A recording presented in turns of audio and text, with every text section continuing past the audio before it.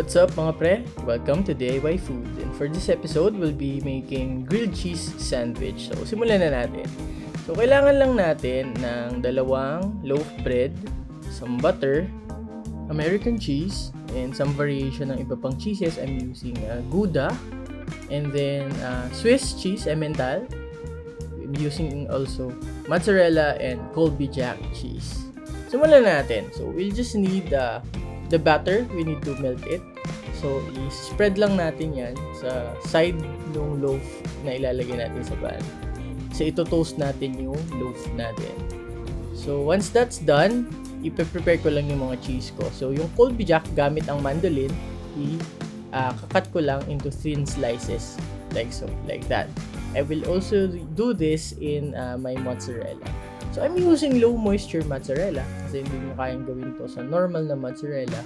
But mozzarella in this recipe is very vital to achieve yung sobrang gandang cheese stretch. So, assemble na tayo. So, lagay nyo lang yung American cheese nyo. So, ito yung parang psychotic way of making grilled cheese kasi kung mapapansin nyo, sobrang usi ng pagkakalagay ko. Has to be very perfect and evenly distributed yung mga cheeses.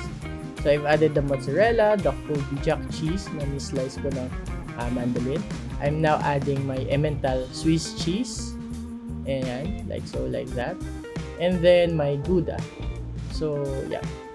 I'm adding that in a way na talagang magiging even sila para maximum yung distribution ng cheese and maganda mag-melt.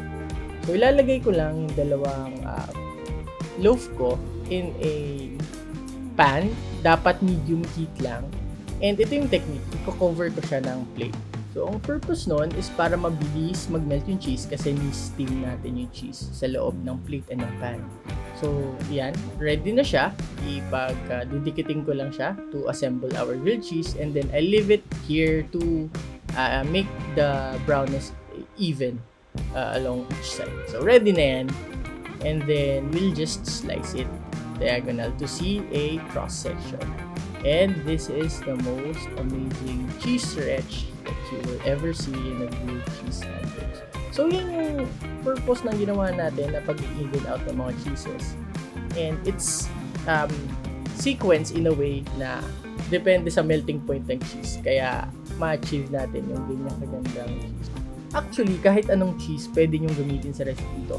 So, quick tip, sa pagpili ng cheese, kailangan nyo ng American and kailangan nyo ng Swiss. Yun yung importante. So, that's it. Then again, this is DIY Food. Thank you for watching and subscribe for more videos.